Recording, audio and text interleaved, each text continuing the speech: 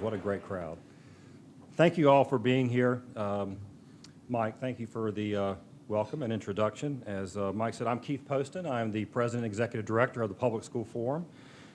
It's a role I assumed 1 year ago, this week, as a matter of fact. So it's been quite a year, lots to do, lots of exciting things happening, but we're really excited about this event and for kicking off the new year. About 20 years ago or so, the Public School Forum published its first annual forecast called 10 to Watch. These were the issues or events that we forecast would have the most significant impact on education in the coming year.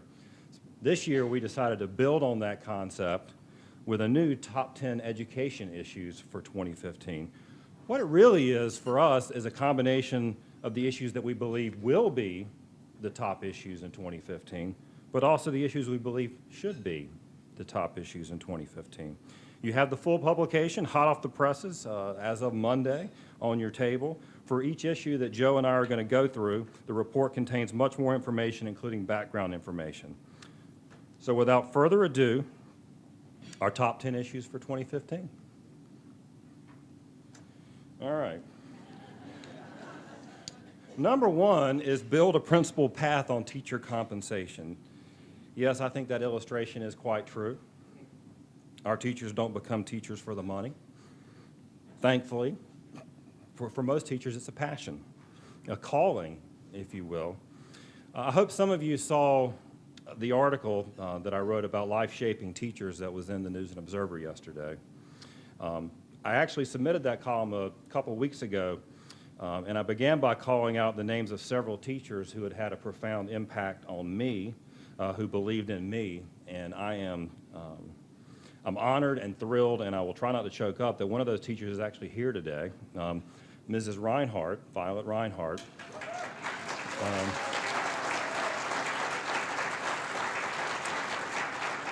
Mrs. Reinhardt was my 8th grade English, Language Arts, and Social Studies teacher at Douglas Byrd Junior High School in Fayetteville.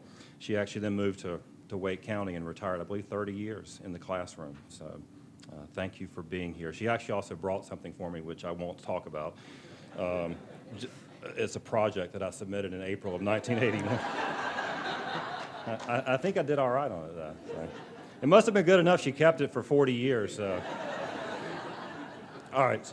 So last year, teacher pay was one of the biggest issues in North Carolina. I mean, in fact, so big it became one of the top issues in our North Carolina Senate race. It also became the most significant legislative action on education in the session last year.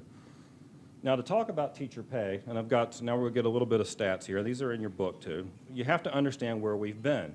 Before last year's raises, which were significant and important, North Carolina's average teacher salary ranked 47th nationally.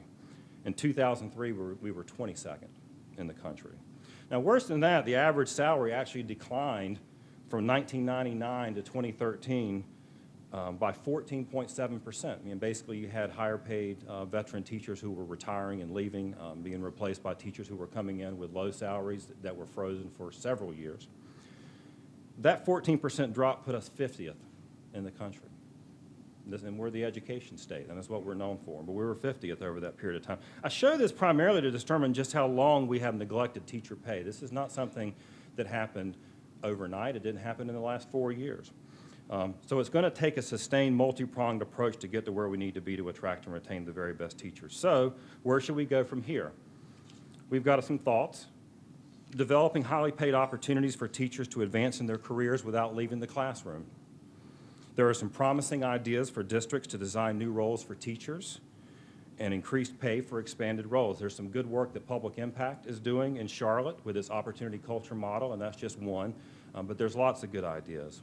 We need to maintain the strong upward salary trend that we started last year for teachers. It was a good start, but we need to build on it, and we need to sustain it year after year, because I can promise you that other states are not sitting still.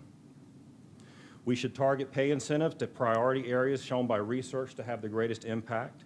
Boosting early career teacher salaries was the right move. In fact, it was in line with the research showing that that's not only where teachers increasing their effectiveness the most, is also when they tend to leave in larger numbers. So it made a lot of sense. But we would also encourage looking at revisiting the master supplement, Certainly in areas where research bears out, it helps. And also, frankly, because teachers are professionals and they deserve support for professional development. Finally, we would encourage increasing salaries for veteran teachers. While targeting early career teachers made sense, it is widely acknowledged that our veteran teachers received very meager boosts last year, so we need to do more for them. In just 2 weeks, for the first time, every public school in North Carolina, district and charter, will receive a school performance grade of A, B, C, D, or F. When those grades are released, educators, parents, and community members across the state will be asking, A through F, WTF? What's the formula?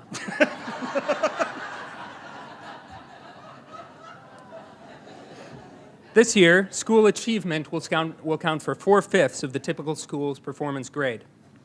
The achievement score is based on the percentage of students proficient on end-of-grade and end-of-course tests, graduation rate, and college and workforce readiness measures.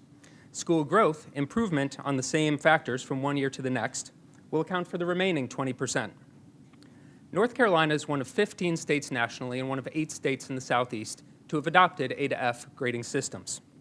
At the forum, we've examined the grading systems in many of these other states and analyzed the types of schools most likely to be unfairly typed in our current grading scheme. In particular, those that have experienced high growth but low achievement. Based on our analysis, we've come up with several recommendations.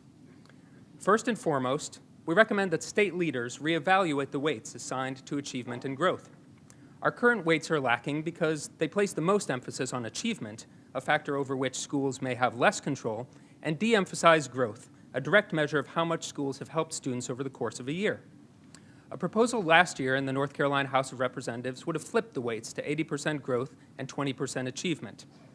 Other states have used 50-50 splits. We also recommend that state leaders examine the possibility of including other factors. Virginia, for example, bases 25% of a school's grade on growth among its lowest performing students. Our final recommendation pertains to the use of A through F grades. Other states, Florida and others, school grades are used in part to direct resources to the lowest performing schools. What might that look like in North Carolina? Well, it could involve increased funding, but it might also involve staffing initiatives designed to incent excellent teachers to teach at low-performing schools. Or state initiatives might grant increased autonomy or provide other inducements to strong leaders to go to those schools and to empower them in their turnaround efforts. Number 3, maintain high standards. You can read this as, no offense, but by the time we're in the job market, won't that stuff be obsolete? That's the multiplication tables. Now, let's start out. I think there are 2 things I think we can all agree on. I think math is going to be relevant. I think that's one. But the 2 things I think of are that students are going to be entering a world and a workplace that demands higher skills than ever before. And we can agree on that. I also think that most people would agree we need to be teaching our students to the highest and most rigorous standards possible to meet those challenges so they can be successful regardless of what they choose to do with their life. Now, the debate over Common Core and academic standards became a very hot issue last year and remains one into 2015. In fact, Mr. Andre Peak is sitting here smiling in front of me. Andre is the co-chairman of the North Carolina Academic Standards Review Commission. He'll be on the panel later. But there's a lot of passion on this issue. There are supporters that maintain that the standards are rigorous academic guidelines. They emphasize critical thinking skills and enable comparison across states. Opposition to the current standards concerns may be that they dictate curriculum, that it represents a federal overreach because certainly the Obama administration supported Common Core, prioritized adoption of Common Core and the Race to the Top program, supported the consortia with the tests behind it that have been designed in the assessment. So, and then there are lots of folks who believe that these certain standards are not age level or developmentally appropriate. And those are the kinds of things that are being discussed right now in this commission. And both supporters and opponents of Common Core have been concerned that the teachers were not adequately prepared to effectively implement the standards. And I can tell you as a parent, parents probably weren't adequately informed and kept up to speed on what was going on. But so now we have this commission. They're going to fix everything. We're going to give us a great proposal. But I think the legislation that was passed created the commission, allows them to retain what is working and modify other elements that are not. So we have some thoughts on that. We think that first and foremost that the commission should adhere to what's in the legislation. Whatever they do, whatever they change, should increase academic achievement, should meet and reflect North Carolina's priorities, should be age level and developmentally appropriate, should be understanding to parents and teachers, and should be among the highest in the nation. I mean, if they're not among the highest in the nation, then what are we doing this for? I mean, what are the standards for? And then we believe that we certainly should support rigorous professional development for teachers to implement them. Successful implementation of the new standards requires intensive capacity building, not only for district leadership, but for teachers and principals and parents. When I was growing up, there were two kinds of M&Ms, plain and peanut, and two kinds of Cheerios, regular and Honey Nut. In 1988, General Mills introduced Apple Cinnamon Cheerios, and 3 years later, in 1991, Mars Incorporated released peanut butter M&Ms. And off they went. Today, there are 13 Cheerios cereals, including Dulce de Leche, and 26 flavors of M&Ms, including pumpkin spice. Today, choice is all around us, from bells and whistles on our cars and appliances, to paint colors, to cable TV channels. And increasingly, public schools are no exception. The first charter school opened in Minnesota in 1991, and charter schools came to North Carolina 5 years later. Milwaukee pioneered the first modern voucher program in 1990. Florida opened the first state-run virtual school in 1997. My daughter will start middle school next year, and as my wife and I have looked at our alternatives, there are no less than a dozen viable public school options available to us here in Wake County, including our traditional district-based school, magnet programs, charter schools, and even a new single-gender leadership academy run by the district. As we look at these options, sometimes we feel like kids in a candy store. But the truth is, unlike M&Ms and Cheerios, we have objective measures of school quality, and the best options are not always equally accessible to those who want them or need them most. Our Top 10 Issues report includes recommendations related to several choice alternatives, but we focus here on those pertaining to charter schools. The Public School Forum supports high-quality charter schools as a part of a healthy overall public school ecosystem. Our primary recommendation is to make quality and equity the guiding forces in the state charter sector's continuing growth. Many of North Carolina's charter schools are performing at high levels, and several are doing this while serving the most challenging students. But many others are underperforming, and by and large, those schools are not being held accountable for their failures. Also, unfortunately, there is mounting evidence that as the sector is expanding, more and more North Carolina charter schools are serving disproportionately white and well-off students, creating enclaves of privilege within districts that have been nationally recognized leaders in serving students from diverse demographic groups equitably and well. We recommend swift closure of persistently low-performing charter schools, and at the other end of the spectrum, incentives for consistently high-performing charter schools to expand to serve more students. We also recommend that state and local leaders support the sharing of promising practices among charter and district schools, and encourage charter district partnerships, particularly in areas that have historically generated tension, like food service and transportation. And finally, we recommend improving charter school funding to help those schools meet their operational challenges and keep their focus on meeting students' academic needs well. Number 5, expand opportunities to learn anytime, any place, at any pace. I love Calvin and Hobbes. I had to find at least one. This is Calvin at the beginning of the summer feeling his brain beginning to atrophy from being out of school. Now, my colleague Del Ruff, who's sitting over here, leads our North Carolina Center for After-School Programs. He calls after school the second shift of education, which I kind of like, because I think he's on to something. I mean, Del was a classroom teacher, and like me, he's also a dad. And we know from our own kids that sometimes the experiences and the passion and the excitement about learning new things happens outside the confines of a traditional classroom. When kids are exposed to all sorts of subjects, can try new things without so much structure, and frankly, sometimes and without a high-stakes test tied to it. So that's why we included expanded learning on our top 10, because we strongly believe in the educational value of it, and everything from boosting grade level reading on one end to advanced robotics and biomedical engineering on the other to really inspire and excite and engage kids. We're fortunate to have so many organizations in North Carolina that promote informal learning, from our wonderful science museums across the state, from groups like Communities in Schools, Girl Scouts, YMCAs, Boys and Girls Clubs. The General Assembly last year allocated $5 million to award, through a competitive grant process, innovative programs that raise academic achievement in the after-school and expanded learning space. Let's make that just a start. So some thoughts. We should ensure that all children and youth have access to quality expanded learning opportunities. Our rural areas, for example, have difficulty accessing cultural and community resources like the science museums that I mentioned earlier, in part because of scarce public transportation. So certainly that we would hope that the state and private funders would support expanded learning in those communities. We would encourage increasing innovation in the competitive grants process for after-school programs. The state should continue to support the grant program, but add flexibility to ensure that the grant funds are available to any innovative school program, whether or not they have established relationships with school districts. The City of Charlotte, for example, recently allocated $2 million in competitive grant dollars for innovative after-school programs. There's a lot of exciting things happening. And finally, we should create and publicize expanded learning career paths to fully take advantage of the second shift of education. And I said finally, but there's actually one more. Provide access to quality data collection. We love data at the Public School Forum.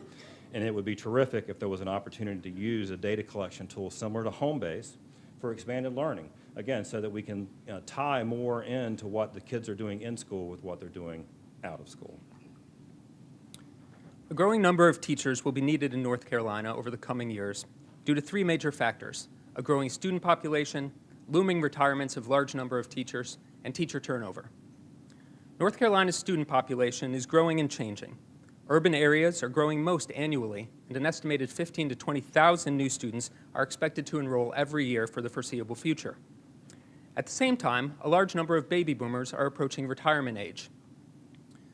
As an entire generation of teachers prepares to leave the profession, our state faces a severe impending teacher shortage. Finally, more than 13,500 teachers left their districts in 2013-14, resulting in an overall state turnover rate of 14.1%, down slightly from the previous year, but still part of a significant upwards trend over the past 5 years. And while these three factors reflect an increasing demand for teachers, the supply of new teachers has been dropping precipitously for the past several years, and the recently released 2014 numbers show this disturbing trend continuing.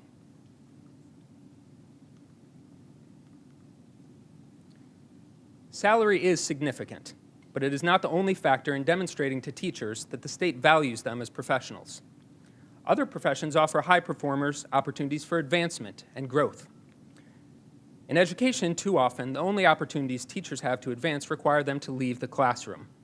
The new career paths Keith mentioned earlier are one way to keep teachers in the classroom and to pay excellent teachers more and reward them for their impact on student learning. Existing offerings are not incentivizing enough high school graduates to pursue teaching, particularly in high-need fields and hard-to-staff schools. State leaders should expand funding for proven and promising teacher pipeline programs, and should consider creating new targeted scholarship programs that fund undergraduate and graduate education in exchange for commitments to teach in North Carolina. We also encourage state leaders, funders, and leaders of existing teacher preparation programs to help these programs support teachers after they graduate and as they begin their teaching careers. New teachers need the support and guidance of experienced teachers and other professional mentors as they begin their professional careers in the classroom. Manage student enrollment growth, number 7. Now, North Carolina is one of the fastest growing states. Yeah, this looks a little bit like enormous growth welcoming some new students today. We're 6th in population growth from 2000 to 2010. The state's population increased 18.5%, double the national growth rate, and we're expected to gain about 1 million residents each decade through 2040. With that increase, obviously, the number of students that we're serving are also increasing. We've seen 140,000 new students join the public school classrooms in the last 10 years. Now, I'm going to get a little bit on the weeds on this one, but just bear with me. Traditionally, the state has funded public schools on average daily membership, or ADM. Those of you who are in the school systems understand that. And that includes projected enrollment growth, calculated using funding formulas mandated by the legislature. Now, this total funding has always been part of what's called the continuation budget. Now, the budget can change from year to year, and does, but the General Assembly has to take specific action to make changes to that. Now, last year, that was changed, and enrollment growth was removed from the continuation budget. So as a result, the public school funding to maintain current level of support basically has to compete with other priorities. It doesn't mean they're not going to get funded. The future funding growth, I can tell you that legislative leaders are insistent that that's going to happen, but the fact of the matter is, until the governor signs the budget, you know, they're not going to get the funding. They must start in the schools that start in the summer may not know whether the funding for the teachers has. So we would encourage to restore student growth funding to the base budget, release funding to the districts in a timely fashion, and continually to increase per pupil spending. Some of you may remember Oregon Trail, the Apple II, floppy disks. These were the cutting edge of education technology little more than a generation ago. Fast forward to today, and there's a seemingly endless array of educational technology tools helping students learn on devices that are more powerful and portable than ever, and moving student learning data and other information to different people on different devices in different locations in an instant. As technology advances, we're learning again and again that digital age learning models need far more than just content and infrastructure. To be successful, they require shifts in thought and practice on issues including when and where students engage in learning, how and when students advance, different teaching modalities, increasing focus on formative assessments and not just end-of-course and end-of-grade tests, and improving the tools available to parents and other adults to understand and participate in the education of their students. All of these focus in varying ways on personalizing education for students to a degree never before possible in education. The state has enlisted the Friday Institute for Educational Innovation at NC State to develop the North Carolina Digital Learning Plan, a comprehensive effort to envision and prepare for the transition to digital age education. At the forum, we are excited about the Friday Institute's work and the priorities outlined in their presentations and publications on the Digital Learning Plan to date, as well as those in the State Board of Education's strategic plan related to technology and digital learning. In line with those priorities, we recommend that the state continue exploring strategies to move away from seat time and toward competency-based, personalized learning. As this work moves forward, state leaders must make every effort to keep unequal access to technology and connectivity from widening racial, economic, and geographic achievement gaps. The state also needs to support efforts to train teachers and school and district leaders on how to implement technology tools without forgoing existing strong instructional practices. Finally, the state and private funders should support efforts to share information about the quality of educational technology options so schools and districts and teachers can make smart choices in allocating technology dollars. I remember when No Child Left Behind started becoming unpopular and was dubbed No Child Left Untested. This is one of my favorites.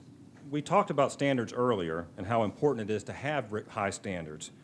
But frankly, many of the education reform efforts, including A to F grading and performance-based pay for teachers, falls apart without assessment. So the real question is not whether to test, but how to test, how often, and what kind of test.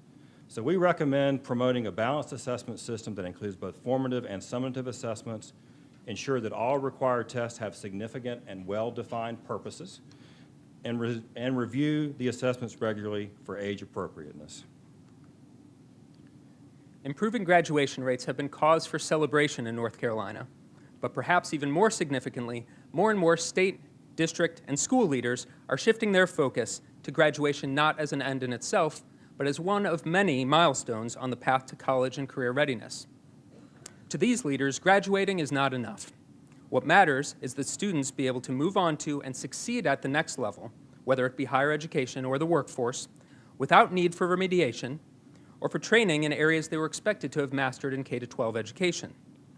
Several initiatives discussed in our Top 10 Issues report are helping North Carolina improve pathways to college and careers, including early college high schools and the work of North Carolina New Schools, the state-led Career and College Promise Initiative, Read to Achieve, the North Carolina Advanced Placement Partnership, and the creation of Work Keys, a career readiness assessment. The forum supports efforts to prepare all North Carolina students to become college and career ready. Future funding will be most effectively targeted if state leaders and practitioners have a strong sense of what works. This will only be possible if the state invests now in systems that can effectively track and share information about K-12 and pre-K programs and other inputs that can be linked to outcomes. We also recommend the development of a new college and career readiness continuum, and that state leaders and educators carefully study the effectiveness of programs like Career and College Promise and Read to Achieve to address issues that arise during implementation to ensure that these programs continue to serve their intended purposes. So that's our top 10 education issues for 2015. What are yours? Be thinking about what your issues are, and we look forward to working with all of you and welcome your thoughts and engagement in 2015.